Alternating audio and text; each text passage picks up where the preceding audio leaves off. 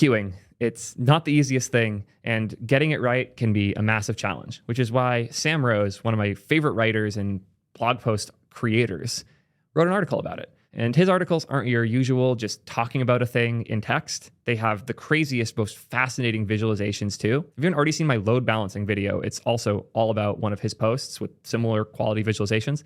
I haven't seen this one yet. I've heard incredible things, and I'm really excited to take a look. Also, Encore is the place this one is hosted, which is really cool. Simple development for complex problems. Huge shout out to them for allowing Sam to justify the time he spends on working on something like this. I'm so excited. Without further ado, let's go straight in. Queuing. An interactive study of queuing strategies. We're Encore, and we build tools to help developers create distributed systems and event-driven applications. In this blog, you're going on an interactive journey to help you understand common queuing strategies. It's been meticulously crafted with love and attention by Sam Rose. Huge shout out again to Sam and to Encore for making this blog post worth the time, because Sam, as they said, is so meticulous that he deserves to get paid for this. Queues are everywhere. We queue at bars, in restaurants, and at the bank. When you load this web page, the request to fetch it is interacting with dozens of different queues on its way from your machine to the server this page is hosted on. Queues are fundamental. In this post, we're going to explore queuing in the context of HTTP requests. We'll start simply and gradually introduce more complex queues. When you're finished with this post, you will know all of the following: why queues are useful, 3 different types of queues, how these 3 queues compare to each other, and 1 extra queuing strategy you can apply to any type of queue to make sure you don't drop priority requests. Interesting. He always sneaks these one more things in, almost like Apple style, that end up being one of the most useful and interesting parts of the content. Why do we need queues? Let's start at the beginning. 1 client and 1 server. For this to work, I'm going to need your help. You're going to play a central role in this post by being the user that sends requests. Click the button to send a request. Nice. Why do you make these so good? The 30 FPS isn't even going to do it justice in the video. I always say, like, you should check out the original source, but seriously, go play with these on the website. It's linked in the description, as it always is. This is stunning. On my 60 FPS, I actually want to go and take a look at 120 FPS later. Whew. Yeah, you see here, if there's other requests coming in, they all bounce because the server can't handle it. The PHP experience. When you clicked, a request traveled from the button to the server. Also, the coloring of the icons here in the text in the copy so it's clear. Oh, so good. When the request arrived at the server began processing it. The request shrinks in a clock-like fashion until it has disappeared, at which point it is considered processed. If you click fast enough, you will notice that the server can only process 1 request at a time. And requests that arrive while the server is busy get dropped. Animations too fast, you go way too hard for these, man. Dropped requests are a problem. If these are HTTP requests, dropping them would mean showing an error page to the user. This could cause the user to leave your site, which could be a lost signup or even a lost sale. You want to avoid dropping requests as much as possible. One of the ways you could tackle the problem is to introduce a queue. The next example puts a queue between you and the server. New requests will be temporarily highlighted to make it easier to see when they end up in the queue. But if you fill up the queue, you see we're still bouncing. So a lot of things don't make it in, but at least we have a backlog here of a few. Now when a request arrives at the server and the server is busy, the request is queued. The server takes requests off the queue in the order they were added, processing them at a steady rate. Queues help us smooth the flow of requests to the server. We can't control the rate at which requests arrive, but for the cost of some memory, we can hold on to them until the server is ready. Having users wait a bit longer than usual is often better than showing them an error. Absolutely agree. It's hard for me to not go on the tangent of we should show them something if we can, using like a really cheap scalable layer that will immediately give them like some feedback, because sitting on a blank white screen or the boring loading bar in the browser just feels unresponsive. First in, first out. The classic FIFO queue. This is fun. Even one of my doctors, like I have a doctor that I talk to through an app, and they respond when you hit them up saying, you're in a FIFO, first in, first out queue, and then gives a brief description every time you hit them up. And it's really cute because my doctor's a code nerd. He built his whole ingest system in Perl, if I recall, which is nuts that my doctor isn't a full-time engineer, but still did that for fun. But yeah, it's funny that like FIFO both has broken out of the traditional engineering world as a term, but also needs to be explained every time you use it. The queue we use in the previous example is what we call a first in, first out, or a FIFO queue. As the name suggests, requests are processed in the order that they were added. So we send it, and they come in, and the ones that don't fit in the queue get dropped still. While the queues do help absorb bursts of requests, they can get full. If a request arrives and the queue is full, we still drop that request. Queues do not prevent requests from getting dropped. You might be thinking, why not just make the queue longer? If the queue's longer, it can hold more requests, and there's less risk of dropping them. Let's give that a try. In the next example, the queue size has been increased from 3 to 5. The catch is that if a user has to wait more than 5 seconds, they'll almost always give up. We represent this by making the request hollow. When this happens, we refer to the request as timing out. So see those requests at the back there getting emptied before they even make it because they're waiting for so long? Yeah, this is a really good visualization of that problem. Things start off okay, but you'll see that when you fill up the queue, the requests that join the last 2 slots are at risk of timing out. When a request gets to the front of the queue after timing out, the server wastes time processing it. This then increases the chance that the request behind it will also time out. If you send requests faster than they can be processed, you can end up only serving timed out requests. I kind of want to riff on this part too. The processes that timed out are still being handled. So if we fill this back up, you'll see eventually, like right now, these ones aren't timed out yet, but eventually we're going to start getting requests that have timed out, and those are still taking time to respond to.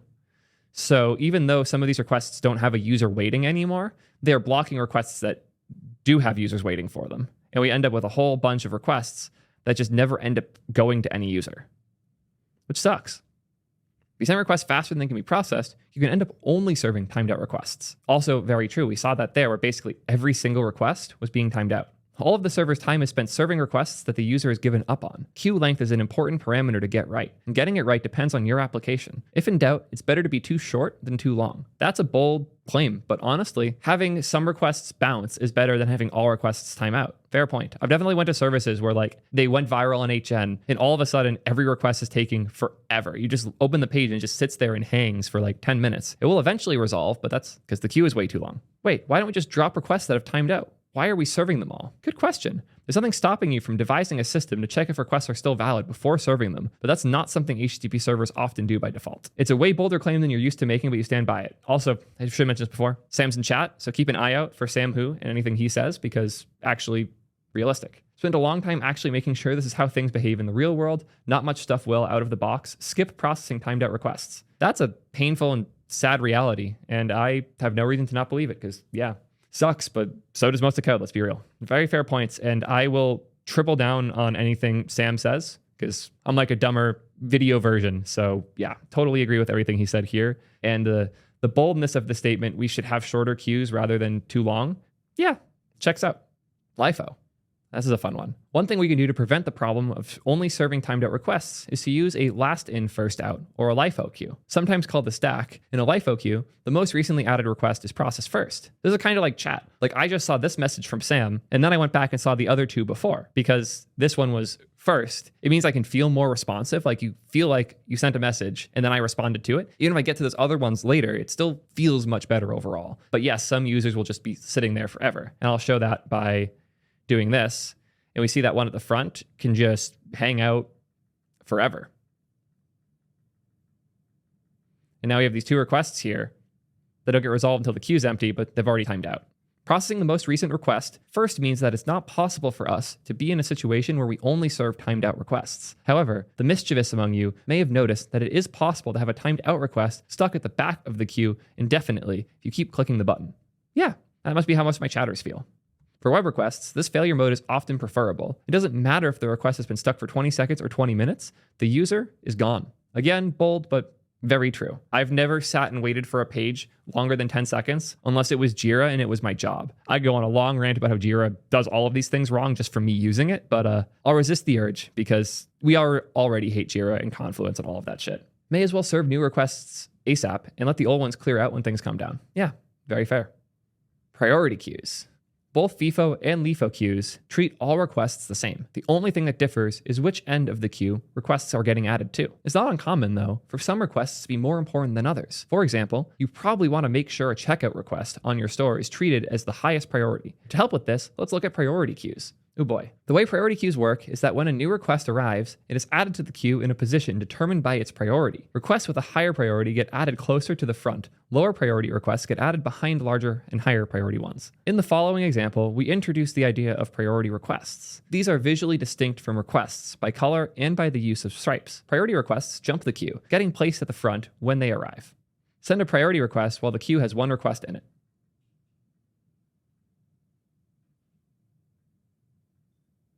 Makes sense.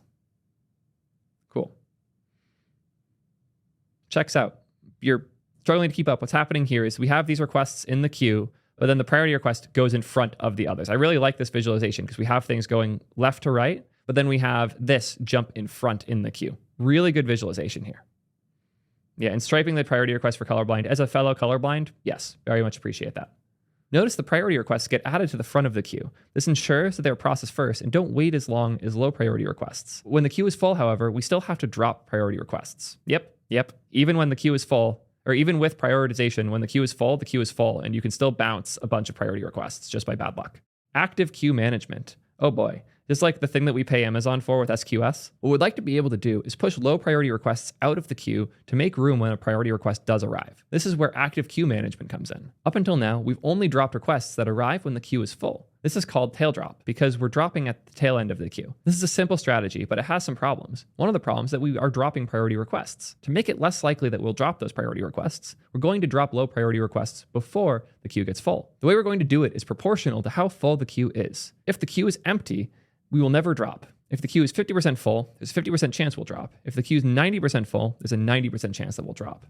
Remember, this rule only applies to low priority requests. Priority requests are never dropped unless the queue is full. See that? We have the spot open. There's like a decent chance it gets skipped. You see some of these requests are getting dropped even though there's room in the queue because it is doing its best to leave room for priority requests. And it makes it much more likely now that we actually get all our priority requests in. Good shit. Really good visualization, as always. It may take a few goes to see this in action, but you should notice that as the queue gets more full, more requests are getting dropped, even though the queue does have space in it. Priority requests are only dropped when the queue is entirely full. This is called random early detection, RED. What RED is doing is it's trading off dropping more low priority requests in return for dropping fewer priority requests. Best of all, it's cheap and simple to implement. Don't remind me of the Nikon RED acquisition. I should do a video on it, but there's so much to cover there. Because of this, RED is a commonly used AQM algorithm in the wild. Technically speaking, because we're using different probabilities for low priority and high priority stuff, what we're using here is called a weighted random early detection. These abbreviations are nuts, but also really useful to have a term for this. The idea of each request having a weight to it, and that weight being used to calculate if we should put it on the queue or not, and that calculation factoring in the size of the queue. That's a lot of data points, and none of them are, is the user still connected? We still haven't touched on the idea of like, if a request times out, what are we going to do with it? So I'll just force this to time out now. And now we're losing priority requests, even though there's room on the queue if we were to drop that timed out request, but we're still not even doing that. And even then, we're seeing significantly better likelihood that a priority request gets in. Yeah, like when you're realistic, you do like 10 of these and then one of these, you almost always get that priority request in. I find big scary acronyms intimidating, so I try to only introduce them after I think the reader understands what they're referring to. You do a great job of that. Yeah, you've been phenomenal of this throughout. You're the only reason that these abbreviations aren't driving me insane.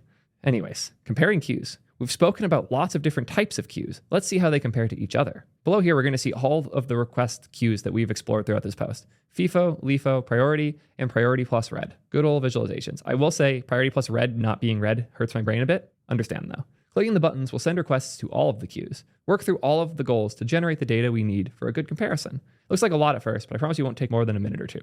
Add 15 requests to each queue. So we're losing a lot of these regular requests. You see them on the bottom especially, but all of the ones here have timed out. But now all those priority requests are getting through almost always. This is a really good visualization. And you can see how like these priority requests are getting thrown so far back that some of them are going to time out like for sure. The last in first out is just sitting on this huge pile of timed out requests that are never going to come through. This is making me just hate last in, first out, honestly, is what this is doing. I don't know if that was your goal, but if it was, you've succeeded. Yeah, this is stunning. Yeah, LIFO is rough. I thought that was one of the better options, and I'm clearly seeing now why not really.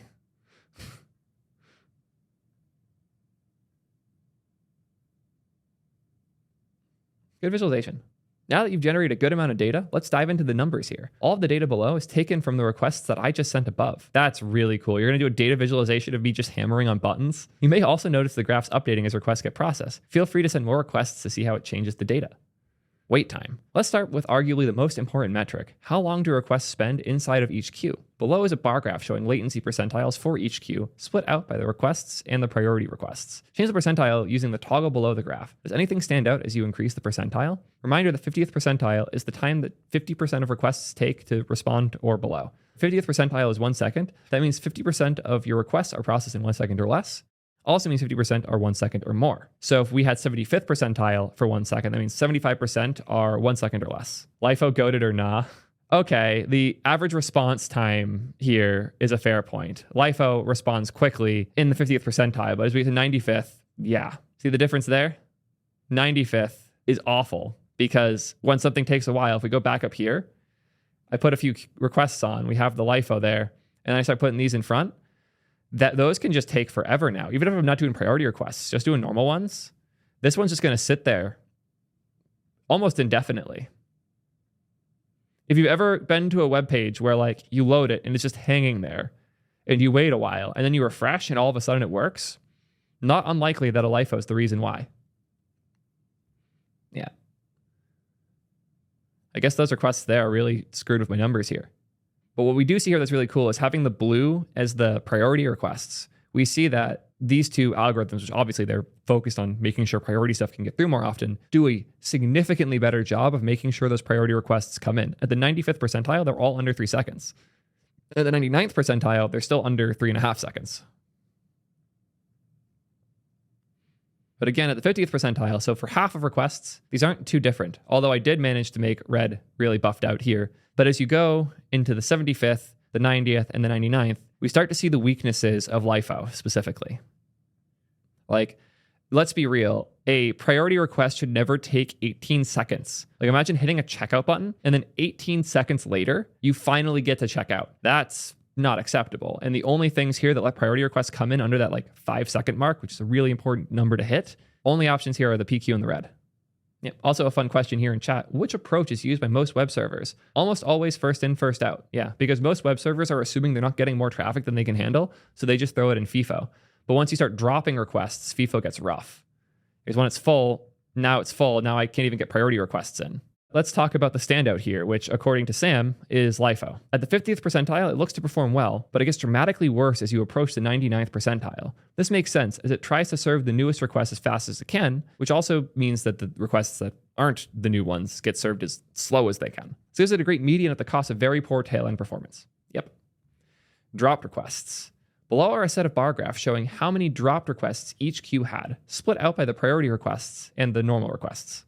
So the only one that didn't drop more priority requests is red, the good old priority, the ranked queue. Because again, the ranked queue is smart and goes out of its way to make sure that there's a little bit more room for priority requests and that it's more likely to drop low priority requests. So we did get a significant bump in the low priority requests dropped, but also a nice little increase of the priority requests served. That's a big difference. That's like 16 to 23, like in this example might seem small, but that's a significant percentage of customers who get their customer like checkout handled where others wouldn't. So if you just used a FIFO, you just lost 7 customers potentially, just in this small little example. It also increased overall drop rate. That's another very important point that I should jump in on here. The overall number of requests being dropped by these ranked systems is higher because sometimes it'll just drop a request even when the queue isn't full. So here we'll see it's dropping requests because it's doing that algorithm to leave some room for priority. But that's why that priority request got in and it didn't in any of the others. So you see here, these all dropped 24 priority requests now, and it hasn't dropped any more priority requests, but it did drop a couple more low priority requests. Checks and balances. Depends on how valuable the priority stuff is versus the low priority stuff. You should notice the priority with red has the fewest dropped priority requests and the most dropped low priority requests. This is the trade-off that we make when we use a ranked system. All of the other queues should be equal. It isn't a sure thing for priority with red to always have the fewest drop priority requests. It can sometimes have the same as the other queues depending on how you click. It will never have more drop priority requests than the other queues though. If you're curious how this priority could ever possibly have the same performance, the easiest way to see it is just shipping a ton of low priority requests. If you have a shitload of low priority requests and very rarely have high priority ones, let's get that full. Now we do a high priority. Now we do a couple more high priorities. It did sneak one additional one in, but only like one more. And there it bounced again. If you're mostly low priority stuff, the difference is negligible.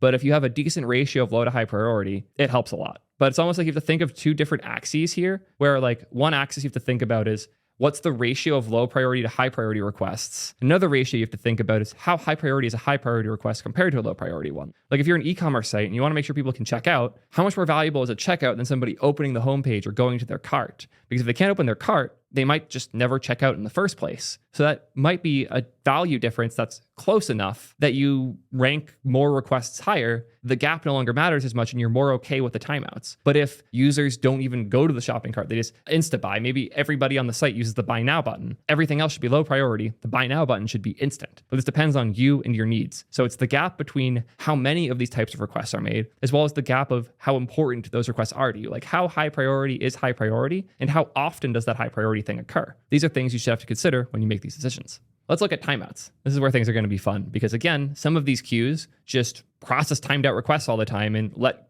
systems sit there and time out. Like we saw some of the times here where the 99th percentile for LIFO was 18.2 seconds. That's a shitload of timeouts. So let's take a look at what these numbers looked like overall. Because it looks like FIFO had by far the most high priority things timeout. Because again, it just gets stuffed on the back. There's nothing to give it a chance to go in front. But the LIFO queue is a little less likely because I have to press the high priority and then go spam the low priority. I could force that to be higher though. Let's do that. Just keep spamming this. Yeah, so if you're still getting a lot of low priority requests and you have a small burst of high priority ones, you're going to run into this problem again.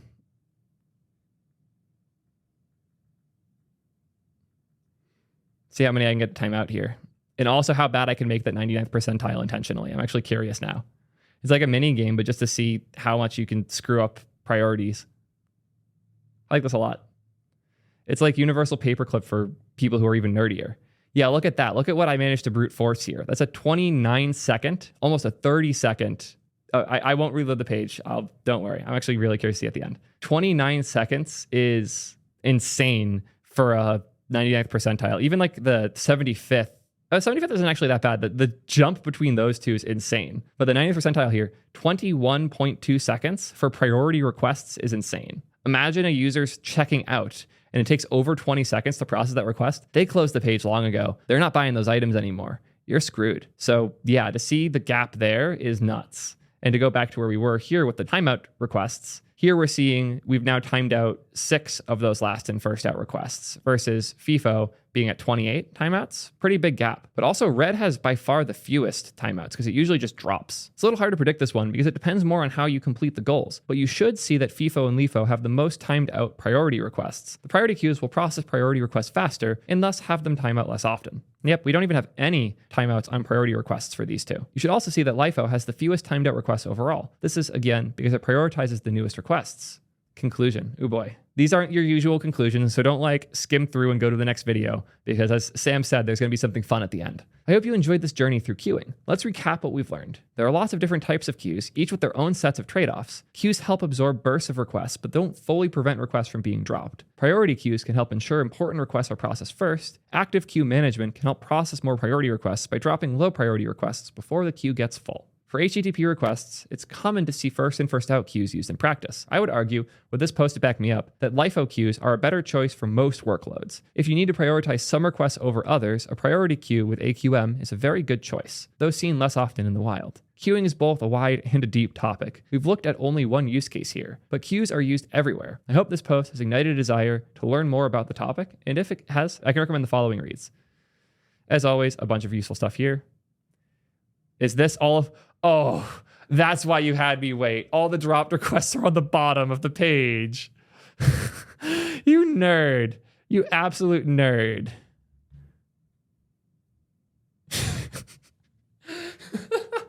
That's so good.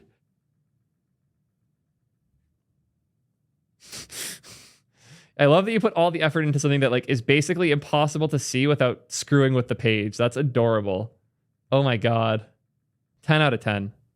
So one last thing I have to bring up is that Sam's actually open sourced all of the code for his visualizers. And you can see here all of his articles that have these visualizers. You can just look at the code for the queuing one. In TypeScript, of course. I'm just curious what your dependencies are. Of course, Pixie, a legacy version. And your core deps, Chroma.js, Font Face Observer, GSAP. Oh, you're doing good old GSAP. That's nuts. I've regularly said like GSAP's one of those things that like it's a nice reminder that I'm not actually that good at web. The amount of effort, but also quality you can get using GreenSock is nuts. It's a beautiful animation library that's even lagging my machine a little here, but you can do this type of just crazy shit with it, and nothing else comes close. Everybody seriously go give Sam a follow. He's a legend. Sam Who with 2 O's. Also check out his blog. He has one about retries on here, but has a whole blog of his own as well. samwho.dev, full of things like this. It's nuts. Highly recommend checking him out. Fantastic stuff. Also, I have to say, considering how wide and deep queuing is, this is a fantastic overview. Like, this touches on like every single thing that most people would need, like getting started to have the conversation. And I like knew a decent bit about queuing before, but I still feel like I understand much better. And I hope everybody watching feels similar. If I should do another video about a SAM post, let me know in the comments. Until next time, peace nerds.